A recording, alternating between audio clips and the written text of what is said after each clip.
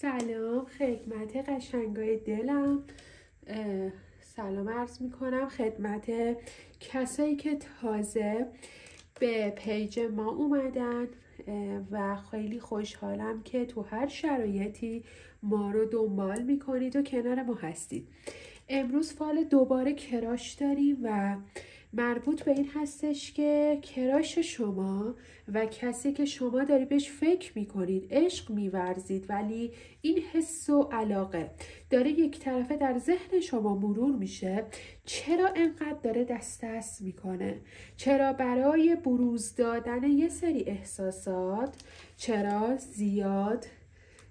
اون چیزی که شما ازش میخواید، حالا توی برخوردی که با هم دارید، چه عکستون رو دیده چه تو فضای مجازی با هم در ارتباط هستید، چرا دوست نداره در مورد یه سری مسائل باهاتون صحبت کنه. این کارت ها هم کارت های قهوه هستش، اینا هم بر میزنیم. ممنون میشم سابسکرایب یادتون نره، نظراتتون رو برامون بفرستید قشنگای دلم. و برای اینکه انرژی هاتون به فال بخوره و یه سری چیزها ازش برداشت درستی داشته باشه و انشالله حاجت روایی خیلی خوب و عالی براتون اتفاق بیفته، حتما 3 بار اسم کیس احساسی و کراشتون رو تکرار کنید و 3 بار صلوات بفرستید. ذهنتون رو ببرید به سمت چهره کراشتون، چهرهش رو بیارید در ذهنتون یا اون حرفایی که بینتون رد و بدل شده و انرژیتون رو بدید به فال تا اتفاقهایی که منتظرش هستید بخواد براتون بیفته. اول با کارت‌های تاروت شروع میکنیم، میخوایم ببینیم چرا طرف مقابلتون انقدر داره دست میکنه. خب هر چیزی که از ما پنهان است برای ما روشن کن. خب چیزی که افتاده این هستش که طرف مقابلتون توی وضعیت زندگیش و توی شرایط خانواده و حتی کاریش یک سری مشکلات و یک سری دغدغه ها انگار داره و یه سری رفتارها به خاطر محیط کار داره براش اتفاق میفته. انگار توی محیط کار حالا ایشون رو شناختید یا دورادور با ایشون آشناییت دارید، ولی طوری هستش که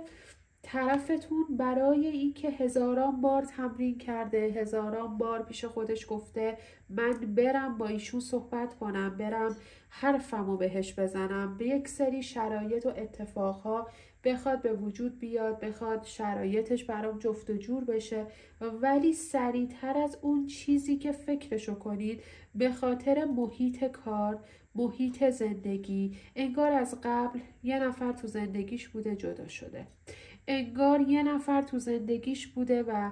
حالا یه حلقه زندگی براش افتاده، انگار قرار بود اون رابطه براش جدی بشه یا یه سری شرایط در نظر متأهل بودن براش ایجاد شده، خیلی روش حساب باز کرده ولی انقدر به شرایط سخت و پیچیده برخورده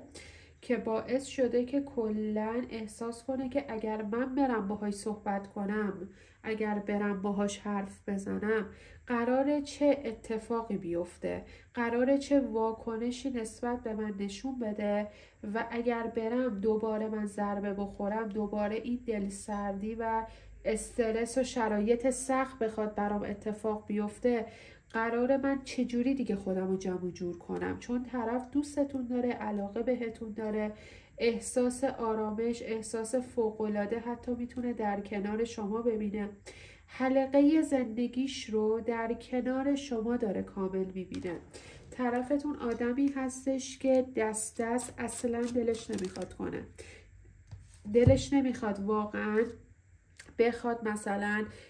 این شرایط رو همینجوری تحمل کنه و شرایط رو بخواد برای خودش پیش ببره، حتی به شروع ارتباط به اتفاق خیلی قشنگ و عالی بین شما و خودش خیلی داره فکر میکنه، ولی هر موقع که بیاد غیر مستقیم رفتاری از خودش نشون بده،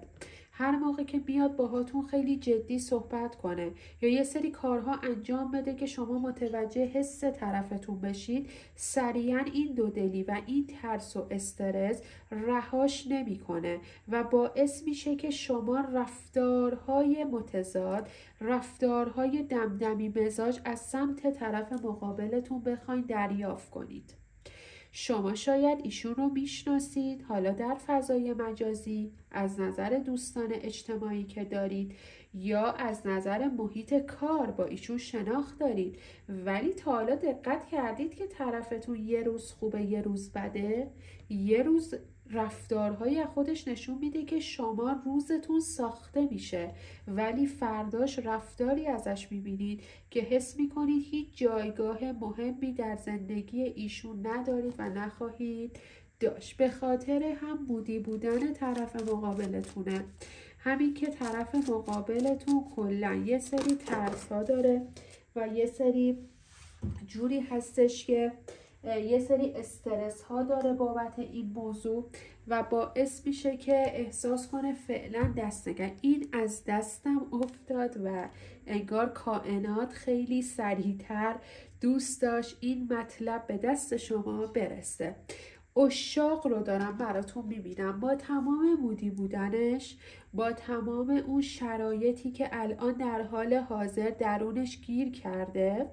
ولی دوستتون داره، علاقه بهتون داره، چون عشق و علاقه‌ای که بین شما وجود داره، اگر شما بیتاب و بیقرارید، اگر شما شبها خواب ندارید، بهش فکر میکنید، اذیت دارید میشید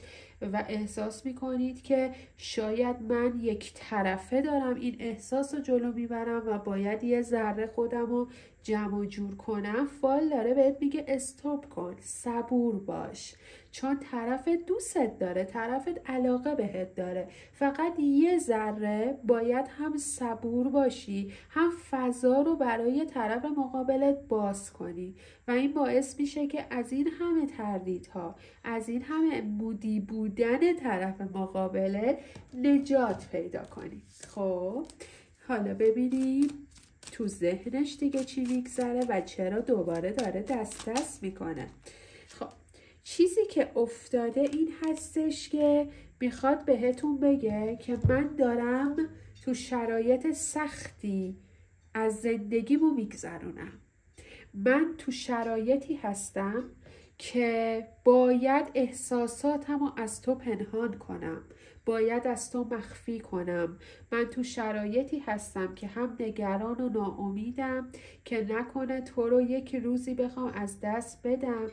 هم از طرفی تردید دارم و دودلم با وجود اینکه دوستت دارم، همین که میترسم نکنه یه روزی به گوشم برسه که تو بخوای با شخصی در روابط احساسی قرار بگیری و نخوای کنار من باشی و برای همین و به خاطر یک سری دغدغه‌های فکری دارم دست میکنم تا یه سری برنامه ریزی های دقیق خودم رو داشته باشم و بعدش بتونم احساساتم رو واضح به تو بروز بدم. یعنی الان شما با شخصی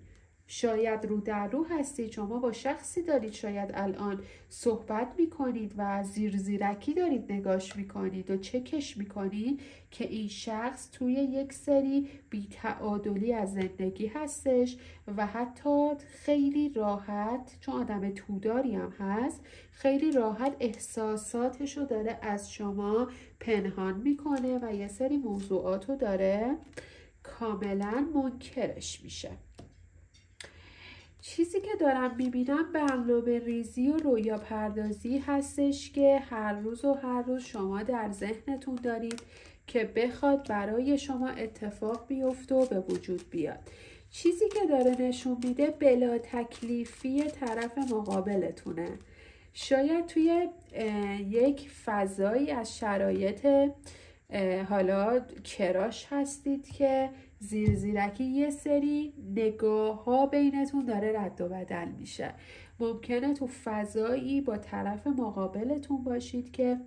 احساس کنید که یه جاهایی داره به من آمار میده، ولی انقدر آماراش کوچیکه و انقدر حالتی هستش که احساس میکنید باید خیلی واضح تر بهتون این آمارها داده بشه. شاید بعضی وقتا حس میکنید این منو دوست داره، گاهی وقتا احساس میکنید این منو دوست نداره. چون توی آدمیه که کلن همیشه ترس از دیگرونم داره، همیشه احساس میکنه نکنه آبرون بره، نکنه حرف بپیچه، نکنه یه نگاه دیگه ای نسبت به من داشته باشن، نکنه این آبرویی که تونستم تو محیط کار یا هر جا داشته باشم حرف بپیچه و ما نتونیم با هم دیگه کانکت بشیم و دیگران نگاهشون نسبت به من کاملا بخواد عوض بشه و اینها باعث میشه که یه دست کنانی بخواد در این شرایط اتفاق بیفته. خودش خیلی خسته است، خیلی کلافه است از این وضعیتی که اتفاق افتاده. در مورد شما پیش یا یک مشاوری رفته یا در مورد شما با شخصی صحبت کرده که میتونم بگم بیش از اندازه شاید اون دل سردی و اون دودلی رو اون شخص داره براش ایجاد میکنه و فعلا داره بهش میگه صبر کن، یه کمی زمان بده تا ببینیم شرایط چجوری میتونه بگذره و همین باعث میشه که کلا طرفتون بخواد، چون آدم دهنبینی هستش و خودش هم کاملا دودله و دچار تردیده، سعی میکنه فعلا به حرف اون شخصی که حالا پیشش مشاوره میگیره یا با دوست صمیمیش داره صحبت میکنه و راهنمایی میخواد بگیره، بخواد کاملا یه جورایی این کار رو انجام نده.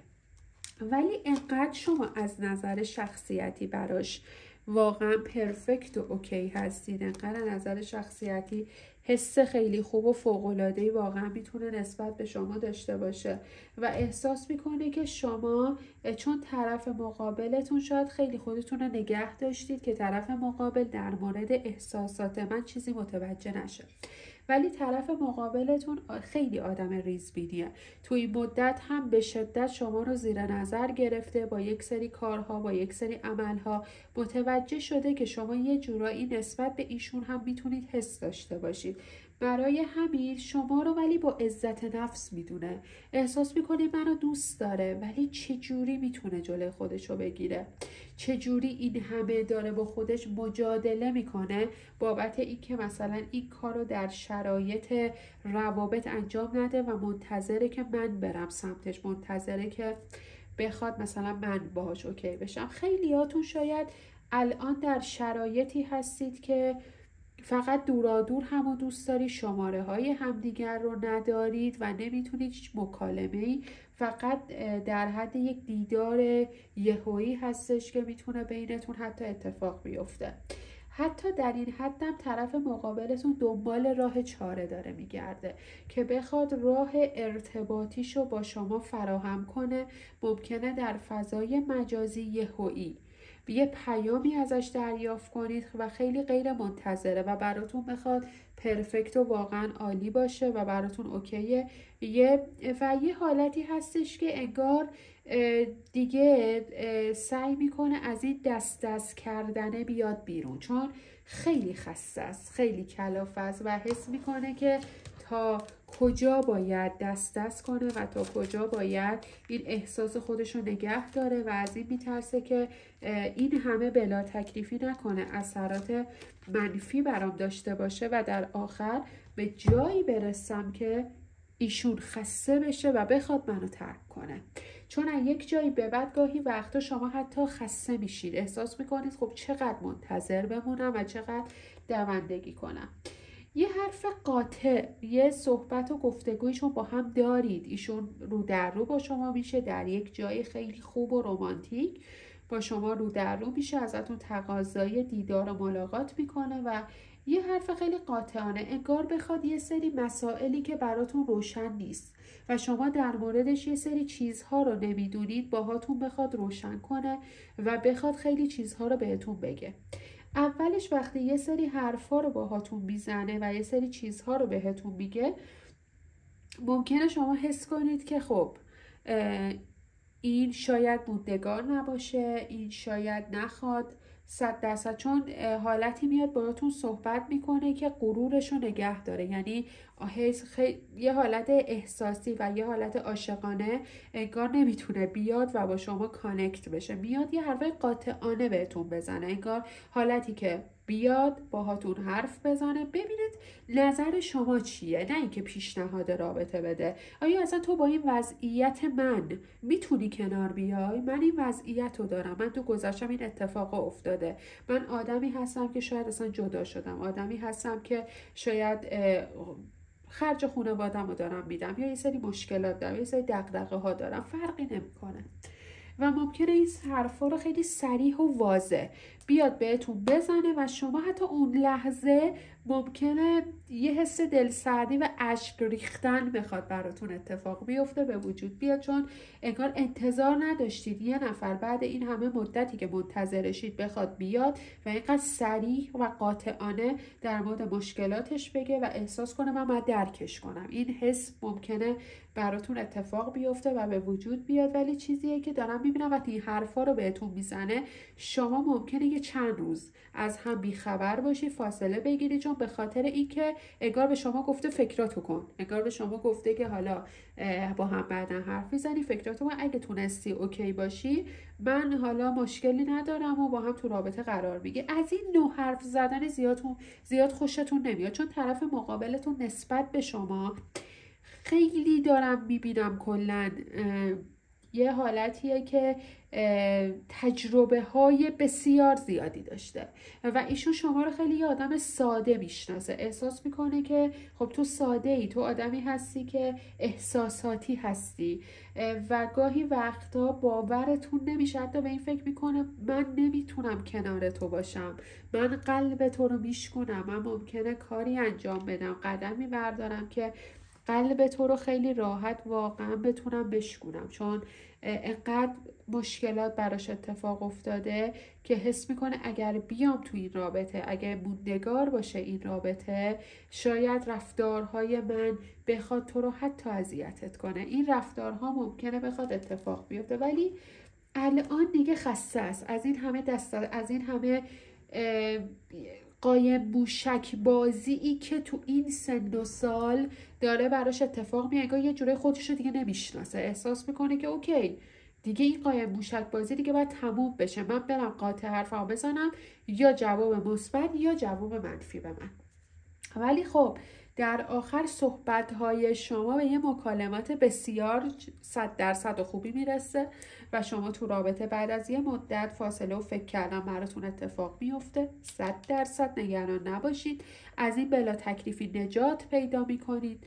و مطمئن باشید این رابطه انقدر میتونه موفق و پایدار برای همتون باشه، برای یه رابطه موفق و خوبی داشته باشید، انگار میتونید یه سرزندگی بسیار خوب به طرف مقابلتون بدید. شما یه نوری بودید، این آشناییت شما با طرفتون حالتی بوده که انگار شما یه نوری بودید توی تاریکی و طرفتون اینو میدونه و میدونه که اگر شما کنارش باشید میتونه بدجوری پابند این رابطه باشه. برای همین قاطعانه میاد که یه موقع سر یک سری مسائلی که بعدها ممکنه بفهمید یه آن رابطه به هم نخوره.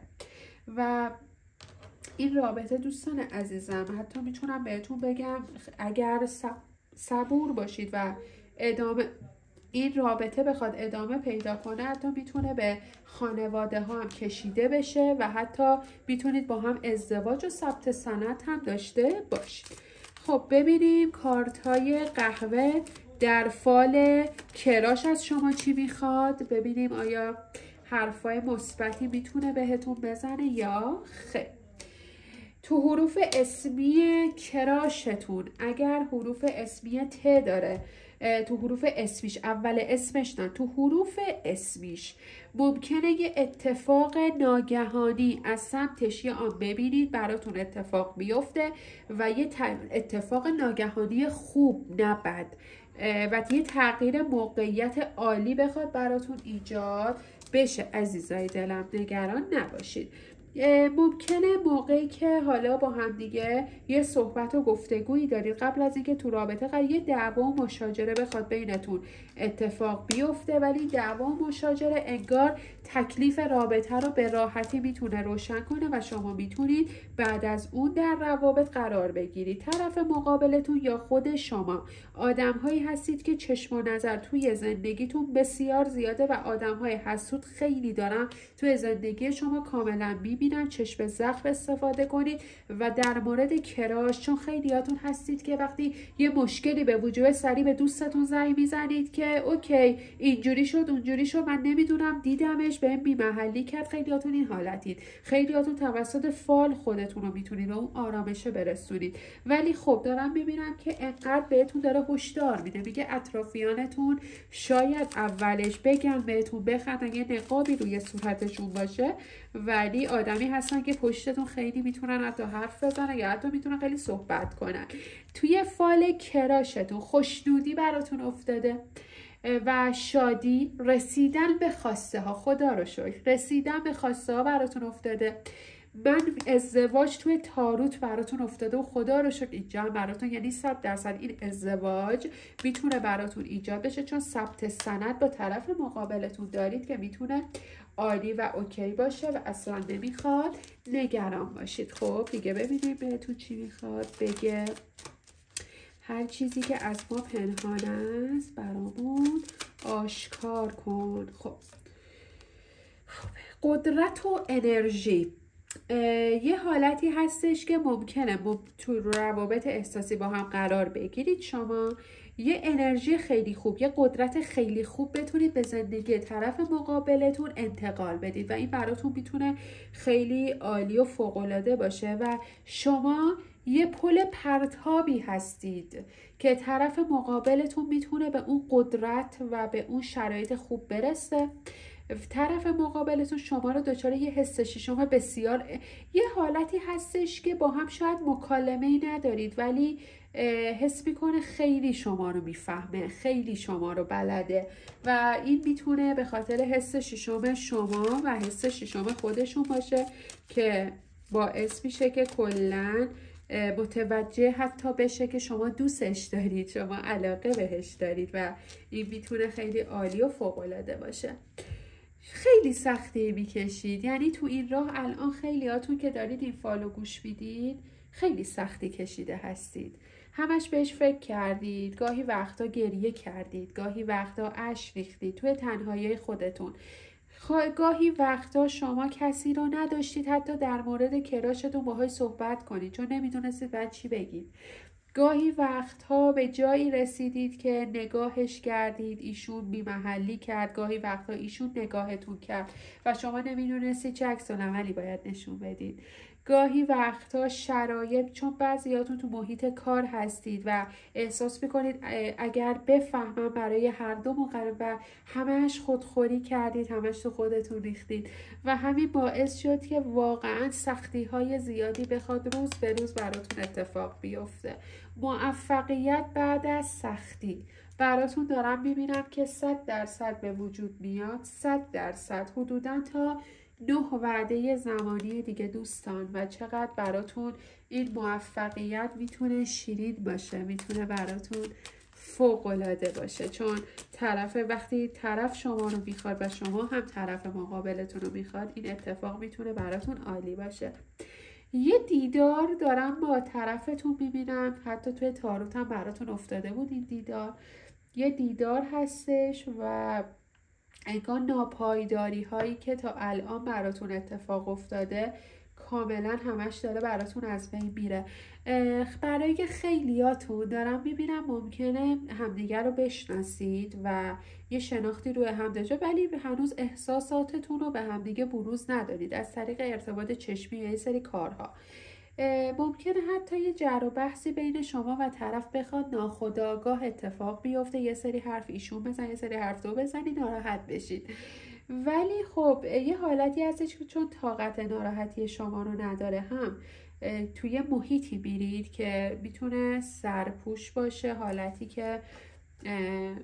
فقط خودتون و ایشون باشه، میتونه حالت خونمانم باشه. دارم میبینم انگار یه حالتی هستش که یه بوسه عاشقانه، یه بوسه‌ای که خیلیاتون منتظرش هستید، یه